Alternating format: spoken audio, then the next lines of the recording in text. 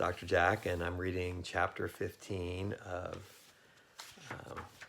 The Wonderful Wizard of Oz, and we're going to get right to it because this is a little bit longer chapter. This chapter is called The Discovery of Oz the Terrible. The four travelers walked up to the great gate of the Emerald City and rang the bell. After ringing several times, it was opened by the same guardian of the gate they had met before. "What, are you back again?" he asked in surprise. "Do you not see us?" answered the Scarecrow. "But I thought you had gone to visit the Wicked Witch of the West." "We did visit her," said the Scarecrow. "And she let you go again?" asked the man in wonder. She could not help it, for she is melted," exclaimed the Scarecrow. "Melted? Well, that's good news indeed," said the man. "Who melted her?" "It was Dorothy," said the lion gravely. "Good gracious," exclaimed the man, and he bowed very low indeed before her. Then he led them into his little room and locked the spectacles from the great box on all their eyes, just as he had done before. Afterward, they had passed on through the gate into the Emerald City, and when the people heard from the guardian of the gate that they had melted the Wicked Witch of the West, they all gathered around the travelers and followed them in a great crowd to the Palace of Oz. The soldier with the green whiskers was still on guard before the door, but he let them in at once, and they were again met by the beautiful green girl, who showed each of them to their old rooms at once, so they might rest until the great Oz was ready to receive them. The soldier had the news carried straight to Oz that Dorothy and the other travelers had come back again after destroying the Wicked Witch, but Oz made no reply. They thought the great wizard would send for them at once, but he did not. They had no word from him the next day, nor the next, nor the next. The waiting was tiresome and wearing, and at last they grew vexed that Oz should treat them in so poor a fashion, after sending them to undergo hardships and slavery. So the Scarecrow at last asked the green girl to take another message to Oz, saying if he did not let them in to see him at once, they would call the winged monkeys to help them and find out whether he kept his promises or not. When the wizard was given this message, he was so frightened that he sent word for them to come to the throne room at 4 minutes after 9 o'clock the next morning. He had once met the winged monkeys in the land of the West, and he did not wish to meet them again. The four travelers passed a sleepless night, each thinking of the gift Oz had promised to bestow upon him. Dorothy fell asleep only once, and then she dreamed she was in Kansas, where Aunt Em was telling her how glad she was to have her little girl home again. Promptly at 9 o'clock the next morning, the green-whiskered soldier came to them, and 4 minutes later they all went to the throne room of the great Oz. Of course, each one of them expected to see the wizard in the shape he had taken before, and all were greatly surprised when they looked about and saw no one at all in the throne room. They kept close to the door and closer to one another, for the stillness of the empty room was more dreadful than any of the forms they had seen Oz take. Presently they heard a voice, seeming to come from somewhere near the top of the great dome, and it said solemnly, "I am Oz, the great and terrible. Why do you seek me?" They looked again in every part of the room, and then seeing no one, Dorothy asked, "Where are you?" "I am everywhere," answered the voice, "but to the eyes of common mortals, I am invisible. I will now seat myself upon my throne that you may converse with me." Indeed, the voice seemed just then to come straight from the throne itself, so they walked toward it and stood in a row while Dorothy said, "We have come to claim our promise, O Oz." "What promise?" asked Oz. "You promised to send me back to Kansas, where the Wicked Witch was destroyed," said the girl. "And you promised to give me brains," said the Scarecrow. "And you promised to give me a heart," said the Tin Woodman. "And you promised to give me courage," said the Cowardly Lion. "Is the Wicked Witch really destroyed?" asked the voice, and Dorothy thought it trembled a little. "Yes," she answered. "I melted her with a bucket of water." "Dear me," said the voice. "How sudden! Well, come to me tomorrow, for I must have time to think it over. You've had plenty of time already, said the Tin Woodman angrily. We shan't wait a day longer, said the Scarecrow. You must keep your promises to us, exclaimed Dorothy. The Lion thought it might be well to frighten the wizard, so he gave a large, loud roar, which was so fierce and dreadful that Toto jumped away from him in alarm and tipped over the screen that stood in a corner. As it fell with a crash, they looked that way, and the next moment, all of them were filled with wonder. For they saw, standing in just the spot the screen had hidden, a little old man with a bald head and a wrinkled face, who seemed to be as much surprised as they were. The Tin Woodman raised his axe, rushed toward the little man, and cried out, "Who are you?" I'm Oz, the great and terrible," said the little man in a trembling voice. But don't strike me, please don't. I'll do anything you want me to do."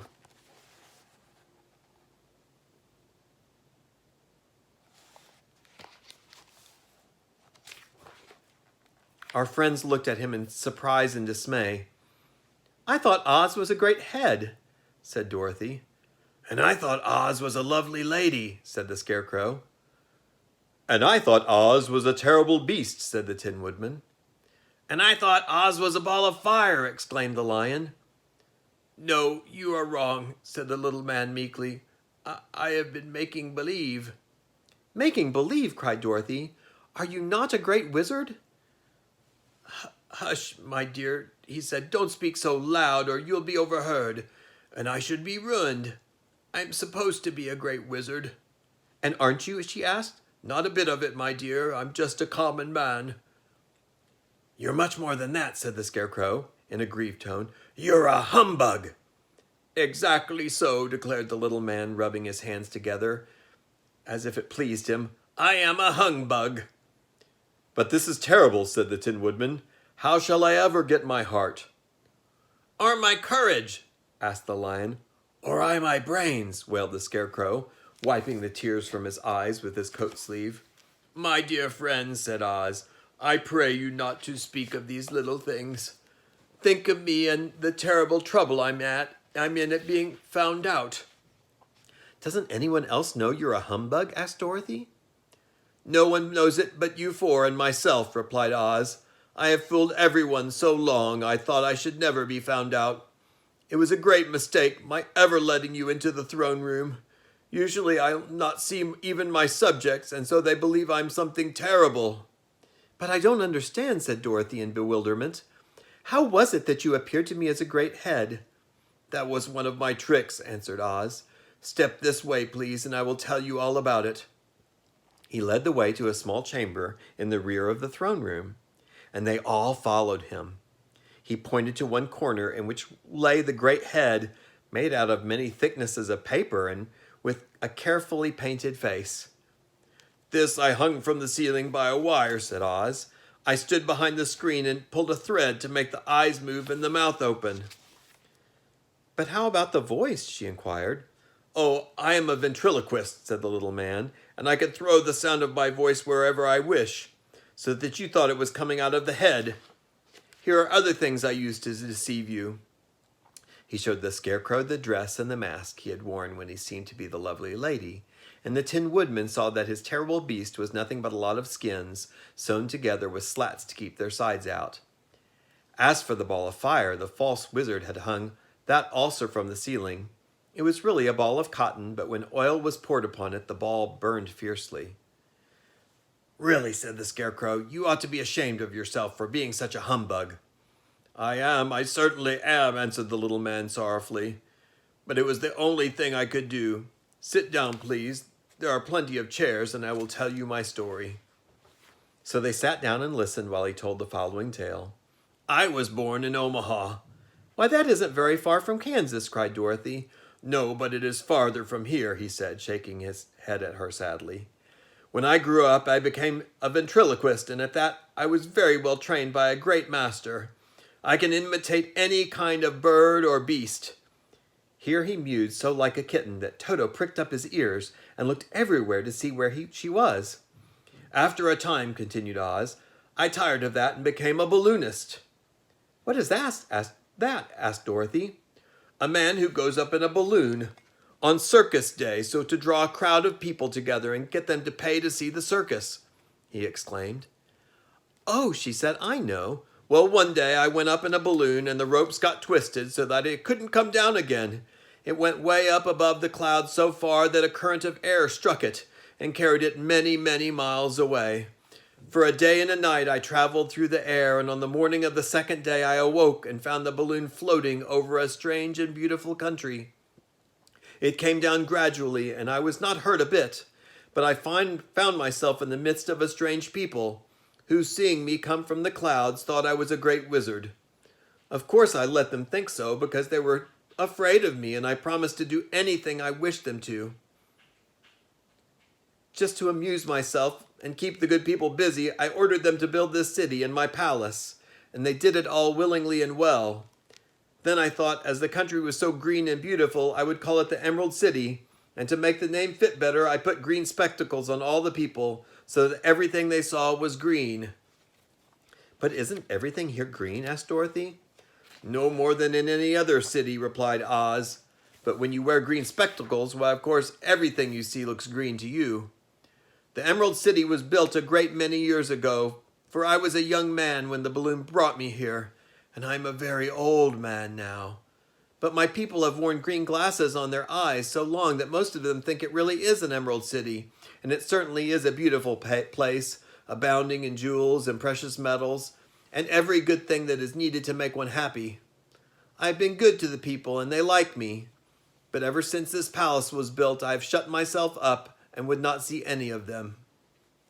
One of my greatest fears was the witches. For a while I had no magical powers at all. I soon found out that the witches here were really able to do wonderful things.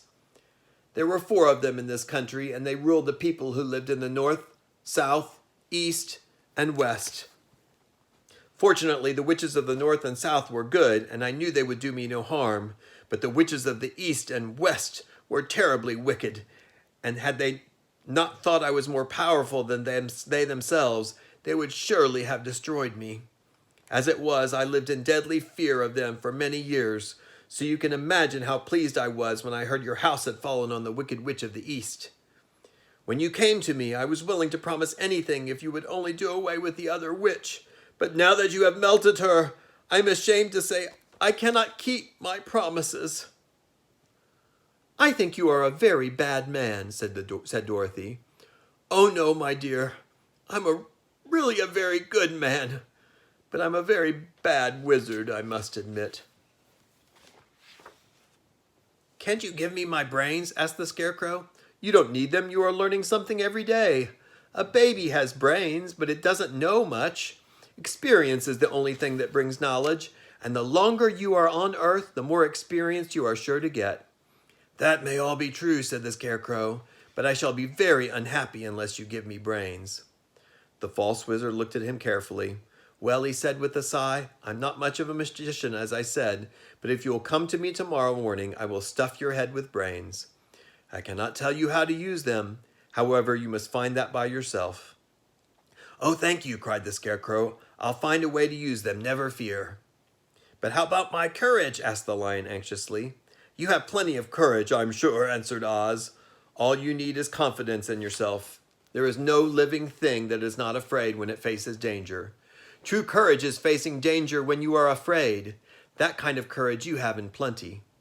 "Perhaps I have, but I'm scared just the same," said the Lion.